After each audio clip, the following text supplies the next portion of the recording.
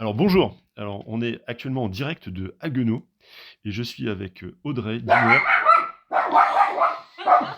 Pas dit.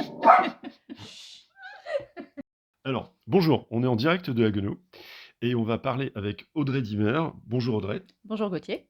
Alors on va parler d'un sujet qui est en fait l'autonomie au travail. Et alors sous quel angle on va utiliser ça? C'est ça qui est intéressant. C'est qu'est-ce que tu fais comme métier? Alors, je dirige une association de services à la personne. On est spécialisé auprès du public âgé et handicapé pour aider les personnes à vivre chez elles au quotidien. Donc à augmenter leur autonomie et à rester en autonomie, c'est ça? C'est ça. Alors, c'est pas de cette autonomie-là qu'on va parler aujourd'hui. En fait, on va parler de l'autonomie des salariés qui, justement, assurent l'autonomie des personnes que vous aidez. C'est récursif, les interviews bananes qui deviennent récursifs, l'autonomie, l'autonomie.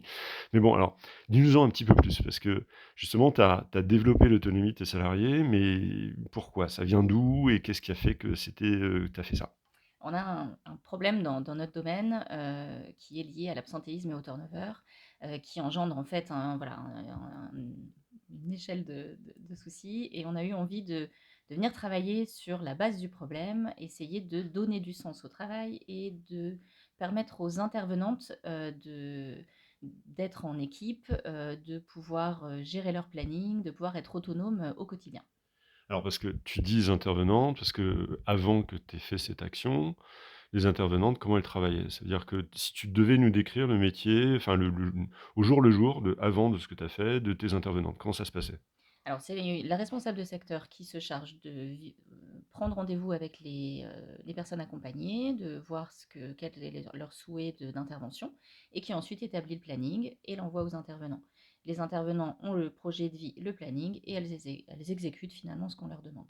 D'accord, donc c'est en fait c'est organisé, ça vient d'en haut, tu fais ton C'est ça. travail et tout se passe bien. Mais tout se passe pas forcément bien. Bah, tout se passe pas forcément bien parce que elles ont des horaires imposés, elles n'ont pas de contact avec les autres intervenants, et au quotidien, des fois, la façon dont le planning est fait ne va pas correspondre finalement aux besoins de la personne qu'elle accompagne.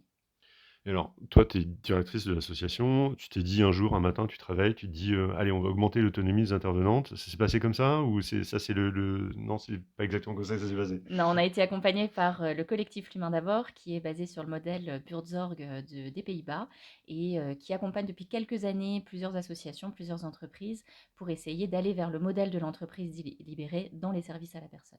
Ah d'accord.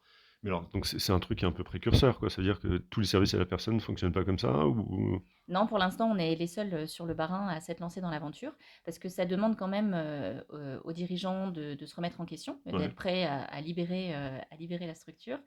Ça demande aussi aux intervenants, aux encadrants, d'être prêts aussi à changer les choses, et du coup aussi aux finances de suivre derrière. Ah oui, d'accord, ok. Parce que ça coûte quoi de passer justement dans ce mode-là? Alors, ce qui coûte, c'est la formation et l'accompagnement, D'accord. puisqu'il faut compter un an et demi Ok, d'accompagnement et de formation. ok. On est parti à Lille avec une partie des intervenantes du CSE. On s'est retrouvés à 15 à partir en même temps.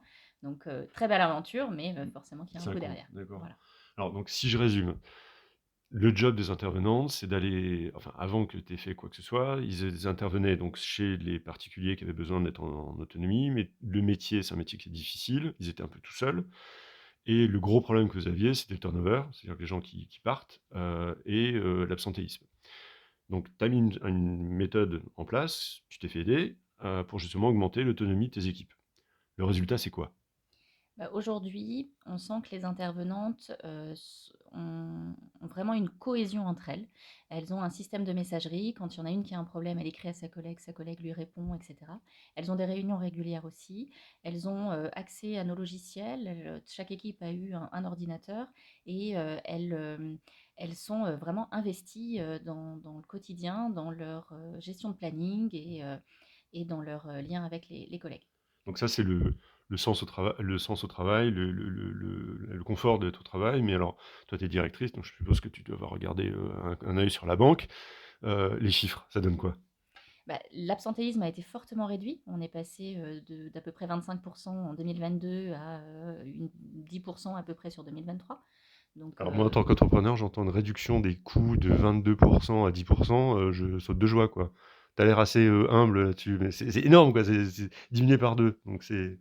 C'est énorme, on espère que ça va continuer dans ce sens. Ça permet de libérer aussi l'équipe support pour aller sur d'autres projets, pouvoir, voilà, aller regarder ce qui se passe aussi un peu ailleurs, essayer de leur trouver, encore, d'autres moyens Mmh. d'améliorer leurs conditions de travail.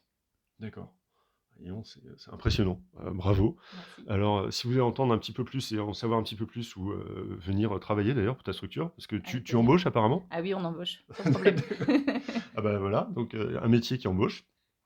Ça se passe dans les commentaires, donc la structure, c'est les 2 à part, et c'était l'interview banane. Donc merci pour t'être prêté à cette étrange, interview banane, c'est un petit peu incongru, mais on parle à une banane de temps en temps, ça fait du bien.